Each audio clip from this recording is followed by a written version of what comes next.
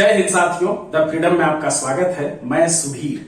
हम लोग अभी देख रहे हैं खास श्रृंखला जो चंद्रशेखर आजाद की शहादत पर केंद्रित है और इस श्रृंखला का नाम है सेनापति की शहादत। हम लोगों ने पिछले वीडियो में जब इस श्रृंखला की शुरुआत ही हुई थी देखा था वीरभद्र तिवारी ने किस तरह से गद्दारी की, कैसे उसके बारे में वीरभद्र तिवारी के बारे में दूसरे क्रांतिकारियों ने संस्मरण लिखे हैं। चंद्रशेखर आजाद की शहादत को विस्तार से जानना जरूरी है, क्योंकि क्रांतिकारियों को एक तो की कभी महत्व नहीं दिया गया इतिहास में, जो उन्हें जगह मिलनी चाहिए थी पाठ्यक्रमों में या फिर इतिहास में, लोक चर्चा में, समाज में, देश में, राजनीति में वो प्रतिष्ठा नहीं मिली। और दूसरी बात कि उनके बारे में बहुत तरह के भ्रम फैलाए गए। तो इसलिए हम लोग सेनापति की शहादत श्रृंखला में विस्तार से चंद्रशेखर आजाद के साथ जो कुछ भी हुआ वो हम लोग जानेंगे। आज के वीडियो में हम लोग देखते हैं विश्वनाथ वैशंपायन की गिरफ्तारी। विश्वनाथ वैशंपायन के बारे में पिछले वीडियो में चर्चा हुई थी। विश्वनाथ वैशंपायन वो व्यक्ति हैं जो चंद्रशेखर आजाद के सबसे करीबी लोगों में थे। चंद्रशेखर आजाद की प्रामाणिक जीवनी जो है वो विश्वनाथ वैशंपायन नहीं लिखी, बाद में उसी जीवनी का सहारा लेकर के कई लोगों ने लिखा, लेकिन सबने यह स्वीकार भी किया कि यह विश्वनाथ वैशंपायन की लिखी जीवनी पर ही केंद्रित है। तो विश्वनाथ वैशंपायन ने अपनी गिरफ्तारी के बारे में भी जानकारी दी है और उन्हें गिरफ्तार कराने वाला वे इंसान का नाम है वीरभद्र तिवारी। विश्वनाथ वैशंपायन लिखते हैं अपने बारे में, अपनी गिरफ्तारी के बारे में कि 10 फरवरी 1931 का वो दिन था जब वो इलाहाबाद से कानपुर पहुंचे। इलाहाबाद से उन्हें निकलते हुए देखा था। कानपुर के ही क्रांतिकारी थे जिनकी अंतिम दौर में थोड़ी सी भूमिका संदिग्ध हुई है, सदगुरु दयाल अवस्थी।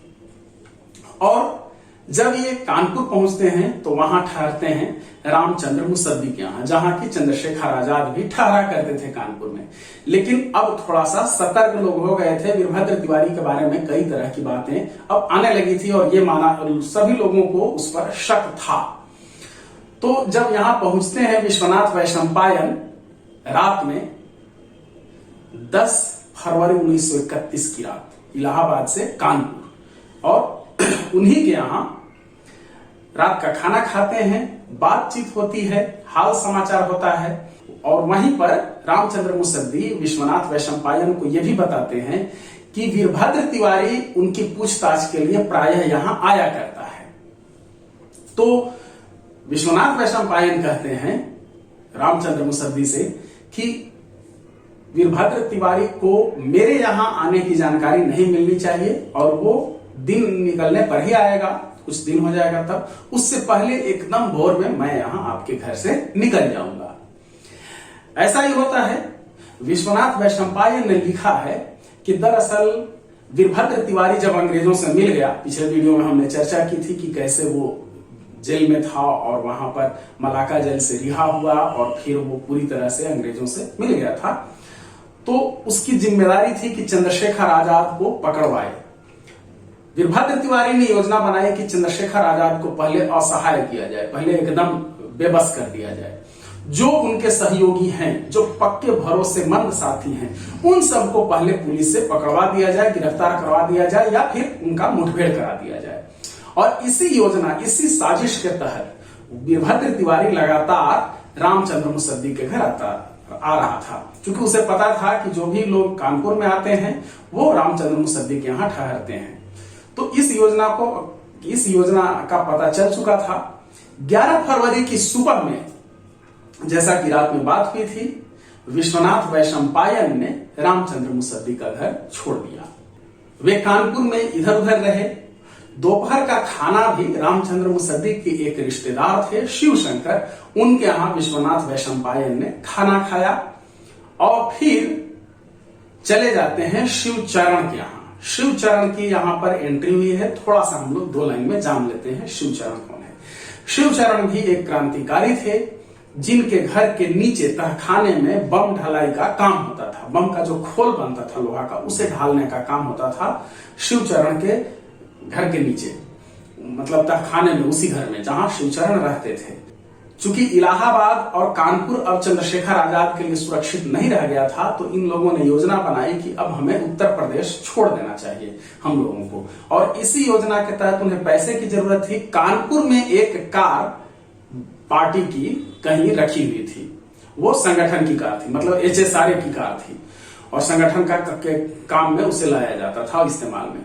उस कार को बेचने की जिम्मेदारी दी गई थी शिवचरण को, कि उस कार को बेच करके और पैसा जो मिलेगा वो फिर विश्वनाथ वैशंपायन लेंगे और उसी पैसे से फिर आगे ये लोग, इलाहाबाद में उस समय चंद्रशेखर आजाद थे, निकल जाएंगे। तो 11 फरवरी 1931 को दिन में खाना खाने के बाद, शिवशंकर के यहाँ खाना खाने के बाद शिवचरण के यहाँ पहुंचते हैं विश्वनाथ वैशंपायन। विश्वनाथ वैशंपायन जब पहुंचते हैं शिवचरण के घर पर, तो दरवाजा बंद था और संभवतः यह प्रथम तल्ले पर, फर्स्ट फ्लोर पर ये लोग रह रहे थे, मतलब शिवचरण और उनके घर वाले। इसलिए कि विश्वनाथ वैशंपायन ने लिखा है कि जब वो वहां पहुंचे तो दरवाजा बंद था, और दरवाजा जब खटखटाया तो शिवचरण बाहर निकला और उसने विश्वनाथ वैशंपायन को पकड़ करके, हाथ पकड़ करके नीचे ले आया और नीचे आकर के कहा कि अभी वीरभद्र तिवारी हमारे मकान में ही है, वो चला जाएगा तब तुम आना और फिर हम लोग बात करेंगे। विश्वनाथ वैशंपायन नीचे कहीं छिपे रहे घर के आसपास। 10-15 मिनट के बाद वीरभद्र तिवारी उस घर से निकला और चला गया। इसके बाद विश्वनाथ वैशंपायन पहुंचते हैं शिवचरण के घर के अंदर। शिवचरण कहा कि एक व्यक्ति से बातचीत हुई है, वो 4 बजे कहा है कि 4 बजे तक आएगा कार देखने, और अगर मामला ठीक ठाक रहा तो आज वो कार देख लेगा, कल पैसे दे देगा, कल तुम पैसे लेकर के ही चले जाना, एक दिन थोड़ा सा ठहरो। और इस तरह से वो लोग 4 बजे तक इंतजार करते हैं। 4 बजे तक कोई भी आदमी वहां नहीं आता है। थोड़ा सा और समय बीतता है तो शिवचरण कहता है विश्वनाथ वैशंपायन से कि अब तो कोई आया नहीं, चलो अब देखते हैं कल शायद कुछ हो या आगे जो कुछ भी हो। और ये कह करके वो नीचे उतरता है। साइकिल से आए थे यहाँ पर विश्वनाथ वैशंपायन शिवचरण के यहाँ, और दोनों साइकिल से पैदल ही, साइकिल पर अभी कोई बैठा नहीं है, चल देते हैं। जब घर से निकलते हैं तो घर के जो सीढ़ी है, सीढ़ी के नीचे एक आदमी भांग घोट रहा था। भांग घोटना मतलब भांग पीस रहा था। उसे देखते ही शिवचरण ने कहा, क्या भाई भांग घोट रहे हो? और फिर दोनों आगे बढ़ जाते हैं। बीच बाजार में, वहां चारों तरफ दुकानें थी थोड़ी दूर आगे, और वहां जा करके और विदा लेता है शिवचरण। कहता है कि अब हम लोग ठीक है लौटते हैं, तुम चले जाओ, फिर जैसा होगा हम लोग ये आगे करेंगे बातचीत। अगले दिन मिलने की बात होती है और फिर वहां से शिवचरण लौटता है।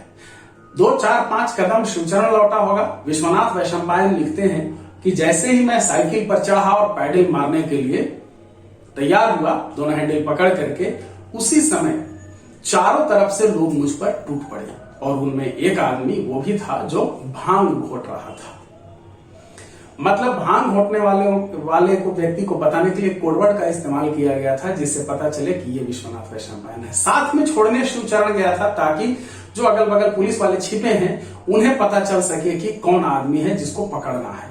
इसलिए कि विश्वनाथ वैशंपायन लिखते हैं कि वो जब चारों तरफ से लोग उन पर टूट पड़े, वो जो भी पुलिस के लोग थे, और वे खुद साइकिल पर से गिर पड़े और गिरते ही उन्हें जकड़ लिया गया। वहीं शिवचरण को किसी भी पुलिस वाले ने कुछ नहीं कहा।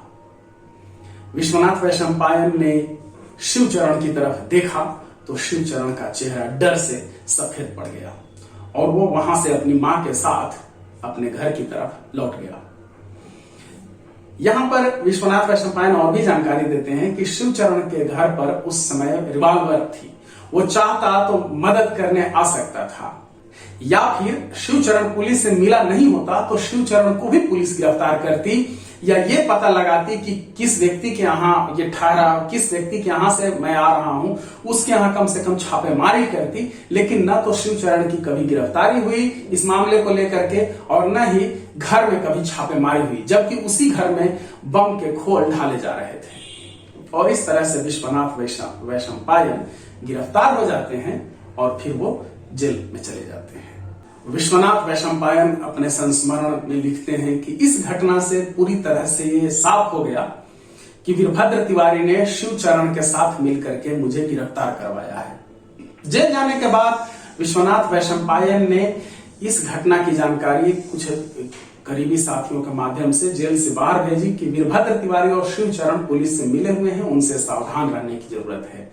और बाकी क्रांतिकारियों ने इस पर वीरभद्र तिवारी और शिवचरण से दूरी बरतना शुरू कर दिया। लेकिन उसके बाद 11 फरवरी 1931 को विश्वनाथ वैशंपायन गिरफ्तार हुए और फिर 27 फरवरी 1931 को चंद्रशेखर आजाद मुठभेड़ में शहीद हुए इलाहाबाद में। विश्वनाथ वैशंपायन गिरफ्तार होते हैं कानपुर में और इस तरह से विश्वनाथ वैशंपायन गिरफ्तार हो जाते हैं, जेल चले जाते हैं।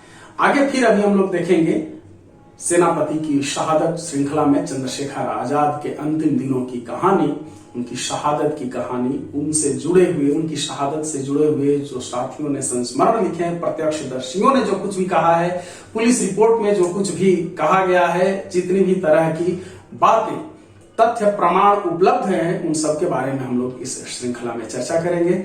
इस श्रृंखला में इतना ही। धन्यवाद साथियों। जय हिंद। इनकलाब जिंदाबाद।